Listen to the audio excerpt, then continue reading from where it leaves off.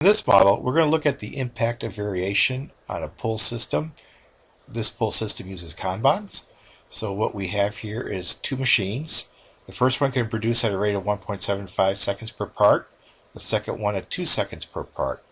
And there's a 10-second travel time between them. We're going to set 7 Kanban, so that means that the total number of parts either on the conveyor, in the queue for the second machine, being processed by the second machine, or being produced by the first machine can add up to 7. Once it hits 7, the green machine will stop producing and not make any more. Okay, so 7 is the limit on how many parts we can have. So let's go ahead and see how this does. Go ahead and produce some parts. And the graph here is going to show us the total number of parts completed. And we'll run it for 208 seconds. You'll see now this first machine stops producing whenever it doesn't have a Kanban and starts again when the blue one releases a Kanban back. So let's speed it up a little bit.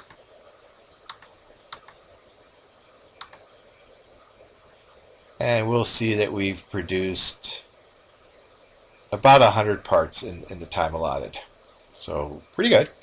Now let's go ahead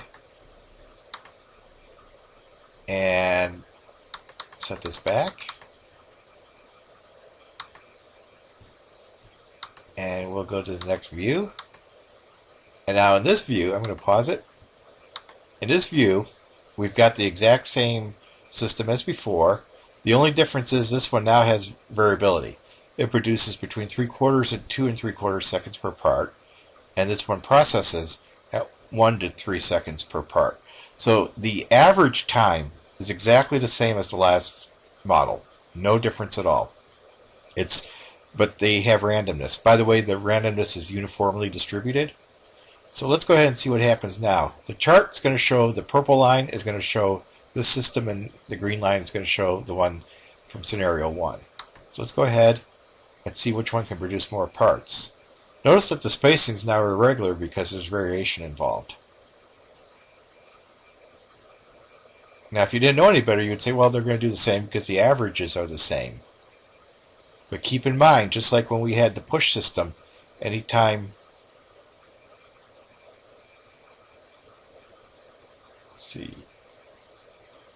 anytime this is idle, that time's lost forever.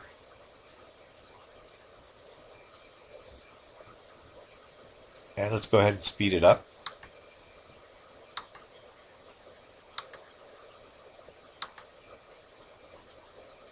As you run it, you're starting to see that there is a difference. It's not quite as extreme as when we had the push system, but it's still there.